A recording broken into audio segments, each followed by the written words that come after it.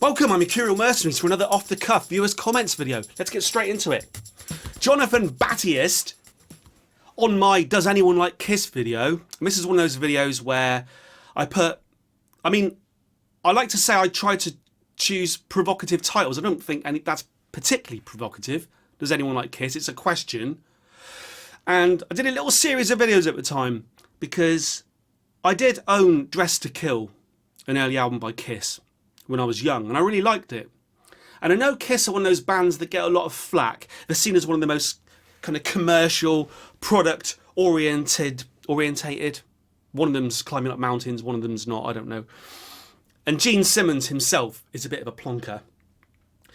So I went for a little period of time around this video where I was listening to a lot of Kiss, seeing whether it's a band I could really get into or not. And the outcome of it was, the upshot is, yes, they're not a particularly liked band at this point in time. I quite like them. I quite liked a lot of those songs. But Jonathan Battiest, on a video that he obviously didn't watch, therefore he's not welcome on this channel. Sorry, he's not going to come back anyway, it doesn't matter. He said, they have a bigger following than you for sure. Laugh out loud. Look at his face. He did laugh out loud during that. But he saw the title of the video. Shh. Does anyone like Kiss? I like Kiss. They have a bigger following than you for sure. Send. Yeah, look. Jonathan Battiest, Kiss. I have a following of around 100, 200 people who watch my videos. Kiss have a few 100,000 fans, maybe, I don't know what it is these days, a couple of million fans. Yeah. Yes, Jonathan, they have a bigger following than me. Next. Now, Jetpack Redman has obviously been watching a few of my videos of the last couple of days, and he's been making some comments, and this is going to be a theme during this comment section, because I read some of these and I just thought, I've been doing reactions now for a couple of years, 2-3 years, and long-term viewers of the channel know the story. They know the battles of copyright. They know the idea of taking some music and talking over it to make it so that you can't use my video to replace the original item. All those attempts to be transformative and not fall foul of any laws. And the fact that if there's music you really like out there, you need to listen to it by yourself. You do not want to log onto YouTube and watch some idiot talking over the top of it. However, I am also aware that reaction channels are popular. Now, Jetpack Redman, on listening to my watching my skip tracing for the first time video, said, the reason we like you to not... So this must have been a video that I said in the video somewhere. I don't know why people watch this video if they want me to be quiet. I'm going to talk over it. I'm going to sing over it. This is the whole point of my channel. If you don't like me, then you won't like the channel. Plenty of people don't like me. I think this person might not like me. The reason we like you to not... We, I don't know who we is. We is like a collective. So everybody out there is we against me, right? So he's Jetpack Redman has people behind him. And they certainly pop up in my comment section enough. There is a we out there. Like a zombie apocalypse just rolling over each other, clambering over each other, and all I've got is a little piece of shit chicken wire. The reason we like you to not talk over the music in important parts, now on a first listen, get this into your skull, Jetpack Redman. On a first listen, on a genuine first listen, not a lying first listen like other people might do on their channels, on a genuine first listen, taking the vinyl out of the wrapper, putting it on the record player, putting the needle on the record and recording my first reactions. On my first listen, how would I know where the important parts are? The reason we like you to not talk over the music in important parts is so we can watch your reaction to the part without you talking and not listening to the music. Look, I've said from the beginning, right, and this might disappoint some of you legitimate mercenaries, but the point of the Discovers was never really to listen to the music. It was a backdrop to talk, to just talk and tell stories and have a laugh, have fun, sometimes have a beer, have a coffee, have some sort of communal experience. The music playing in the background meant that the video would last 40 minutes or so. Sometimes the music was important, sometimes it wasn't. Bite me. But I haven't yet got my head around the idea of watching someone listen to music and genuinely watching them in sort of silence, apart from the music itself, and just listening to sort of Pink Floyd or whatever it is they're listening to, and they're just nodding, they've got their headphones on, and they're smiling. And I've seen, look, since I've been, over the last few weeks in fact, I've stumbled upon a few reaction channels, the sort of reaction channels you guys must be watching, and I can see some value in it. I've seen there's a nice guy who does reactions, sort of puts out 4 or 5 a day, and he's really calm and he's nice. He's a nice bloke, and you think, oh, and then he listens to the music and he's smiling, and a nice part comes up and he's like, oh yeah. I mean, okay. Jetpack Redman would rather I'd listened to Skip Tracing and nodded and oh yeah. Now, that's probably fairly legitimate, right? But it's not what this channel's about. This channel is, I can't believe some of you haven't realised this by now. It's ridiculous. This channel is about me talking bollocks. That's what this channel's all about. It's about nothing other than, some of you say it's a music channel, right? It's got a music backdrop, but the music backdrop is to me talking bollocks. Next, Jetpack Redman. Listening to Tim Impala live versions for the first time, he says, I hate, and hate's a strong word for a start. Hate's a very strong word. I'd like to say that, you should try not to hate, and I hate loads of things. Perhaps I'm with Jetpack on this one. I can bandy the word hate around as well. I hate how you literally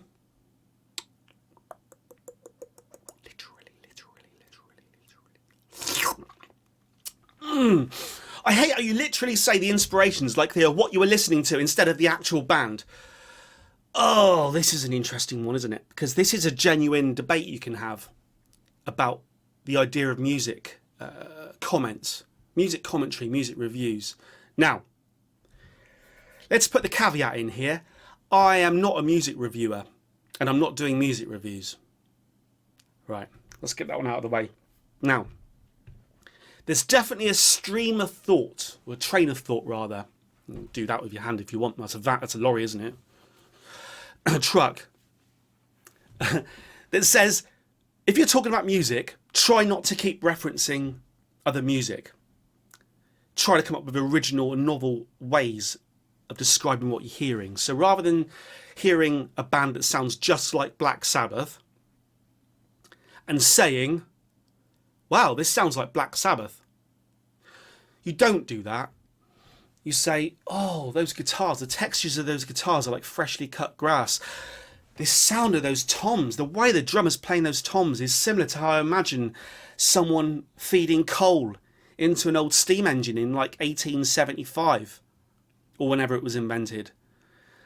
And yeah, once you can imagine the grass churning in the lawnmower and the guy putting the coal in the engine and perhaps the birds tweeting in the trees and the wind going past, that's fine. I suppose it does paint a picture in your head, yeah? But if I like Black Sabbath and someone says this band sounds like Black Sabbath, I'll go for that. I'll go for that. So there's two schools of thought, and definitely the proper reviewers out there would try and avoid referencing other bands all the time. I don't have a problem with it. If I listen to a band, like Tame Impala, for instance, the very first second I listened to Tame Impala, I forgot what album it was. I think it was Lonerism.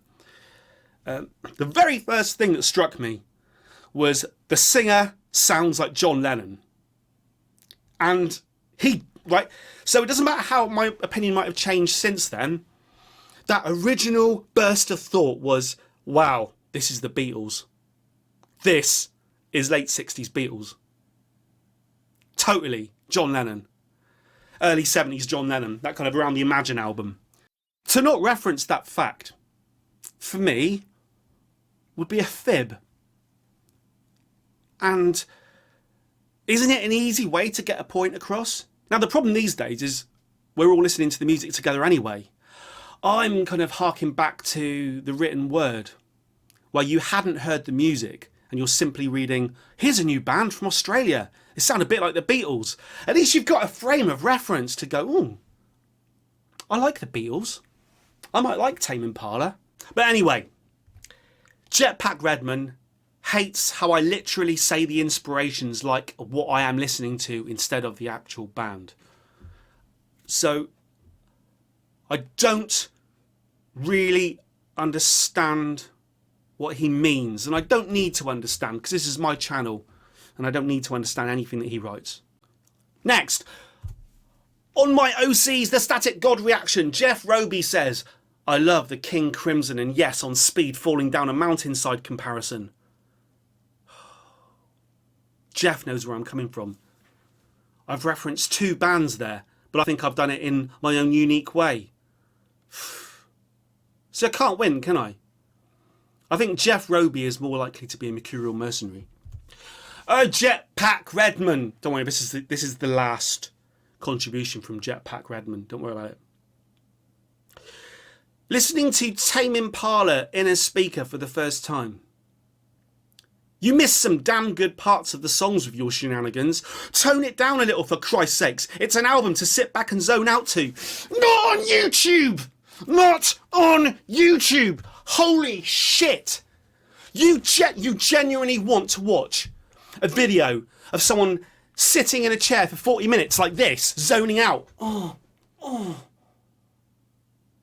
What do you want me to do? Do that with my hands as well? Put it on my bloody knees. You would type in a speaker reaction. Oh, I hope. Oh, yeah. Oh, look at this. Oh, here we go. I hope this guy just sits there and says nothing and just has his eyes closed. Maybe he could hold his headphones for the entire video with his eyes closed. He could just zone out. Oh, for Christ's sakes. This is just an album to zone out to. Oh, yeah, I just want to watch that. Look. That's not what this channel is all about. At all. Now, to give you some credit here, probably my most popular reaction I ever did was during Currents, where Yes, I'm Changing came on. And it hit me so hard that I zoned out for a couple of minutes. And people love that. So, in your defense, and against me, people have liked the moment that I wasn't talking more than any other moment I've ever done.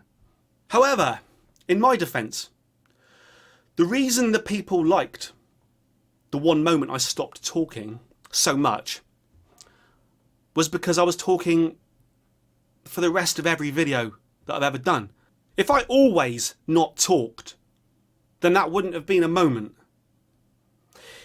If Jetpack Redman had his way, my channel would be nothing but silence. And in any case, all these reactions are being blocked anyway, so none of them will exist fairly soon. So you will have no reason to watch any of my videos, Jetpack Redman. Yetgar says, where can I see your lonerism reaction and why was it taken down? Yetgar, my lonerism reaction was blocked by Kevin Parker or his publishing company. They don't want you to see it. So you can't see it. Jackson Parker on my posthumous forgiveness, Tame Impala, says, you misheard so many lyrics. I'm going to put it to you guys. I think there's a little bit of dishonesty going on here. Right, I do mishear lyrics, right? And I'm the first person to admit that I mishear them all the time. I've misheard them since I was a kid. I've misheard famous Beatles lyrics. I've gone on stage and sung a particular Sex Pistols song wrongly. Because this was back in the day before lyrics websites, where if there wasn't a lyric booklet, You had to work the lyrics out, which is where I'm coming from on these videos that I do. I'm still coming from the old school mindset before Genius existed and all this shit that you all go straight to. I had just a cassette tape or a CD with a little thing, no lyrics, and I had to listen to the music and I interpreted what I thought the lyrics were. Now, that's pretty a weird place to come from today, because you've got like Fantano pulling the lyrics up straight away, and you guys, you say I mishear the lyrics because you all heard them perfectly. You didn't have to go to Genius yourself to read them, did you? No, of course you didn't. Of course you didn't. Because you can understand every word that Kevin Parker says, swamped in the reverb, whatever. Does it matter? I find it. I'm not stopping doing it. I'm still, when I do reactions, I still try and guess what the lyrics are, and I think it does piss off more people than it doesn't. But I don't care, and I'm not even sure if it matters whether someone mishears lyrics. Some of my mishearings of lyrics over the years have been better than the original. I get to see the original lyrics and I'm like, oh, they're shit. Much preferred my misinterpretation. Next. Rocky says, are you related to John Denton? No. Listening to Def Leprosy for the first time, Bruce Banner says, you put very ugly to play drums, JJ, facial paralysing.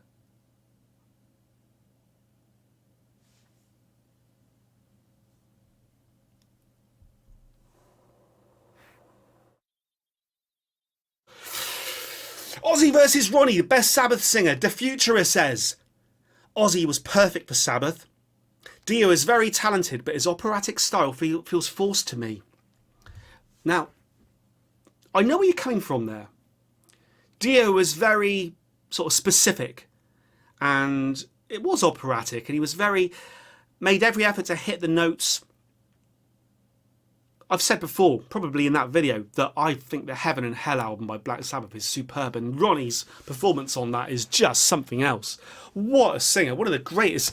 I was never a Ronnie James Dio fan. I've only come to him, not sexually, fairly recently, and I've got to say, he has the potential to be one of the sort of greatest sort of dragons, warlocks and sorcery heavy metal singers there ever was.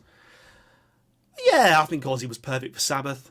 I think they were more similar than people make out in some respects. Ozzy was quite mechanical in his vocal delivery, and what you're saying here is Dio's a little bit mechanical in that he knows what he's doing and he's going to do it.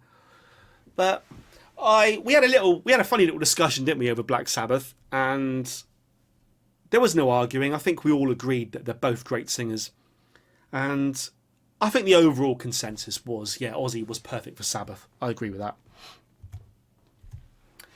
Evil White Clown Punk says, you can't spell boring without O-R and B. Now, credit to Evil White Clown Punk, one of the oldest, not age-wise, in terms of length, and I don't mean phallus or whatever, in terms of length of being a Mercurial mercenary. He has watched pretty much every video I've ever done. And the thing with, bearing in mind this has become a music channel over the years, Evil White Clown Punk has liked pretty much zero of all the music I've ever listened to. And yeah, he's watched pretty much every video.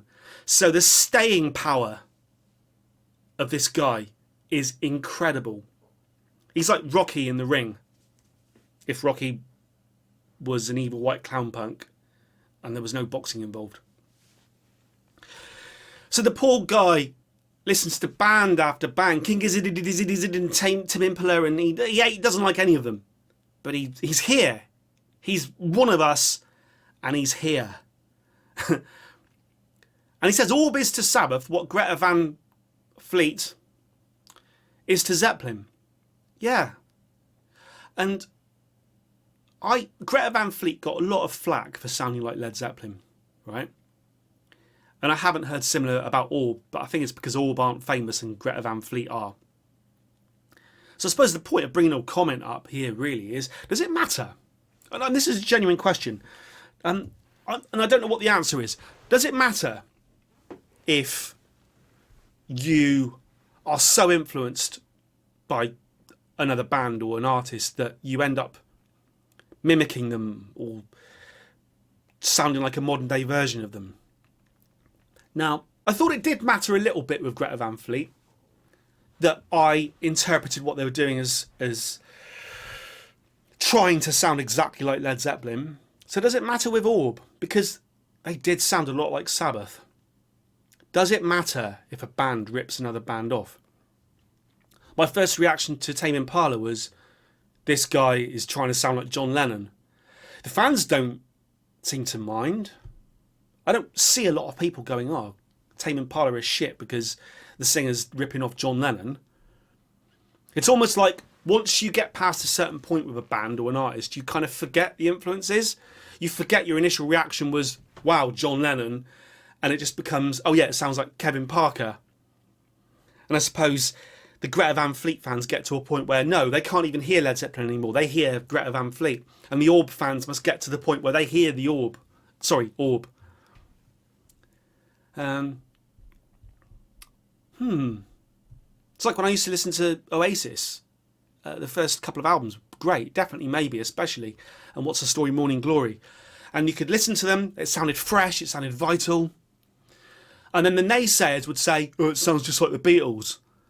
But I didn't hear that particularly. You know, I didn't really hear that. I heard something fresh. I also liked the Beatles and knew what the Beatles sounded like, but I didn't really... I could see the comparisons in the songwriting and I could see the influences, but it's not like I really listened to Rock and Roll Star or Wonderwall or whatever and thought, oh yeah.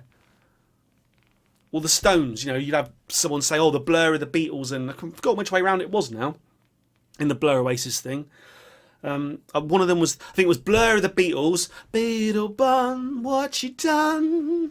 Streets like a jungle, so call the police. Following the herd down to Greece. On holiday, loving the 90s. It's paranoid. One of them was compared to the Beatles and the other to the Stones in the battle for that number one, Country House. Roll with it. And I think it was probably Blur were compared to the Beatles and Oasis were compared to the Stones. Or it might have been the other way around. But whichever way, I never really heard the Stones or the Beatles in either Blur or Oasis. So I've completely lost track. Let's just get on with it. Shh! Finally! Thank you, blank. Thank you, blank. And I think the final comment, yes it is, it's the final comment. This is just to bring us back up and have a little bit of joy to end these viewers' comments with. Fergal Nichols says, you're 100% the best music channel out there. Not 99%. Not 99.9%. Fergal has 100% conviction. 100% conviction. Thank you, Fergal. Thank you, everybody. Keep them coming. Over. Have a good day. Over and